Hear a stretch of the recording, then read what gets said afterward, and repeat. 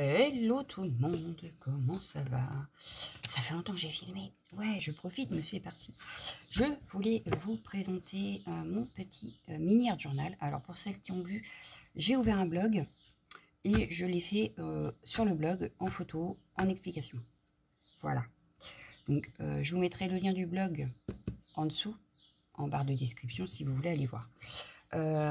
Toutes les créas là que je vais pouvoir faire pendant les vacances de monsieur vont être faites sur le blog en photo et en explication écrite, puisque comme vous le savez, je ne peux pas filmer comme je veux étant donné que je suis dans la pièce à vivre et que tout le monde est presque en vacances. Voilà.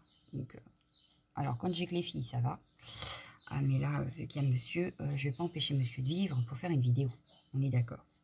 Donc voilà, petit aparté fini. Je vous montre. Oh, j'ai un fil. Alors, je vous montre mon mini. J'ai utilisé toute la dernière collection de Art by Marlene, Back to Nature, donc que j'ai reçu avec Keepers. Je vous l'ai présenté en vidéo. Et donc là, j'ai travaillé qu'avec ça. Voilà, les die cuts, les tampons, les pochoirs et le dies, parce que j'en avais pris qu'un. Et il me manque aussi un tampon et un pochoir. Voilà, mais tout le reste, j'avais pris, donc voilà. Donc là, on a la couverture. J'ai utilisé le papier canvas de chez Action. Les pochoirs au fond, ça c'est la peinture acrylique aussi 3D de chez Action. Voilà, donc dans les couleurs fluo. Les die cuts du bouquin. Donc j'ai laissé ma petite personnage en noir et blanc, parce que je trouvais qu'elle ressortait plus que si je l'avais remise en couleur. Les petits tamponnages, donc ça j'ai fait avec la Black Edition néon de chez Faber-Castell.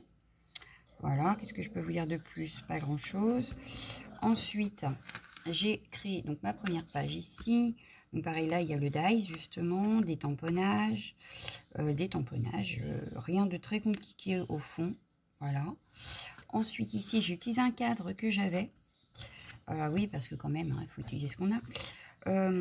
Donc ça faisait longtemps que je l'avais, je crois que je n'avais jamais utilisé. Donc c'était l'occasion là avec Back to Nature de l'utiliser, mais c'est la seule chose qui ne fait pas partie de la collection pour cette page. Voilà. Donc il y a du pochoir avec les Versa magiques, je crois, les tamponnages de fond, le petit die cut, et ça c'est un des tampons. Voilà. Ici, donc très flashy, avec les acryliques liner de chez Action, justement. J'ai utilisé pour le fond, avec le pochoir, pareil, j'ai fait qu'une petite éponge à maquillage et la peinture. Le petit pochoir, le restant de ma découpe, de ma première page, ici. Ça, c'est un tampon, ça aussi. Ensuite, ici, j'ai utilisé le bloc de cadre, justement, qui est sorti en même temps que la collection. J'ai rajouté quelques petits détails par-ci par-là, les tamponnages, et puis c'est tout je crois sur cette page en fait. Donc voilà, rien d'extraordinaire, mais je vous dis, je vous ai tout expliqué, toutes les étapes sur le blog, donc n'hésitez pas à aller voir. Là j'ai utilisé des poudres à embosser pour faire avec le tampon de fond, donc je me suis bien amusée parce que j'ai fait un par un, voilà, pour changer de couleur d'embossage. Ensuite j'ai utilisé un die cut, enfin plusieurs die cuts, et un tamponnage, donc là c'est le Crazy Birds, j'adore cette collection. Je l'ai colorié avec la Black Edition, donc néon de Faber-Castell. Pareil, pour que ça ressorte un petit peu. Dans le fond, c'était un fond qui datait, en fait, que j'ai juste retravaillé par-dessus. Voilà, c'est un fond aquarelle que j'avais gardé, ça doit être une chute de je ne sais quelle créa.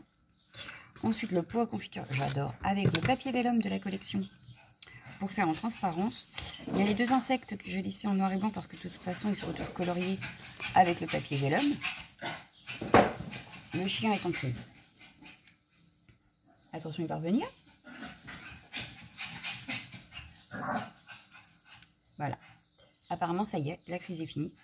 L'insecte que j'ai colorié avec, je ne sais plus là. Je ne sais plus si c'est les Gold de Faber ou si c'est avec les Polychromos. Voilà. Les petites étiquettes qui fait aussi partie des tamponnages. Le fond, alors le fond en fait c'est le restant de cadre que j'avais utilisé ici en fait. J'ai utilisé la chute pour refaire comme un fond. Voilà, donc en fait derrière il n'y a pas de fond. C'est vraiment le papier vellum qui fait tout. Voilà. Ensuite j'ai fait quoi? Ici j'ai utilisé pareil, un dice de chez Action, cette fois-ci cadre. Apparemment, c'est pas fini. Un dice cadre avec des feuillages et des petites fleurs. Bon, ça y est, oui. Une autre chute du cadre qui restait. Donc, comme ça, j'ai fini le papier cadre. Il est totalement utilisé à fond dans le mini. Hein. J'ai fait quoi? Du pochoir en dessous. J'ai récupéré les fins de chute. Donc, on a ici et on a ici. Pour en mettre derrière, ici, en forme de cadre aussi. La petite fée et les fleurs sont des tampons. Ici, j'ai pris les fluos achetés dernièrement chez Action, d'ailleurs, il n'y a pas si longtemps. Ces feutres-là, les broches marqueurs, voilà, pour colorier ma fleur, pour qu'elle ressorte bien. Là, pareil, je l'ai dû utiliser, mais je crois que c'est les Clean Color pour celui-ci. Pour la petite fée, je crois que c'est les Clean Color que j'ai utilisé. Je sais plus, j'ai un doute. Voilà, c'est malin. Le die cut pour mettre un petit sentiment. Et enfin, j'ai utilisé ici une feuille de fond, donc du paper pad de la collection. J'ai juste rajouté Crazy Birds en sentiment à la main. Parce que je trouvais que comme il y avait déjà des gribouillis en feutre noir, je me suis dit que ça ne choquerait pas. Et effectivement, je trouve que ça ne choque pas sur ma page. Voilà.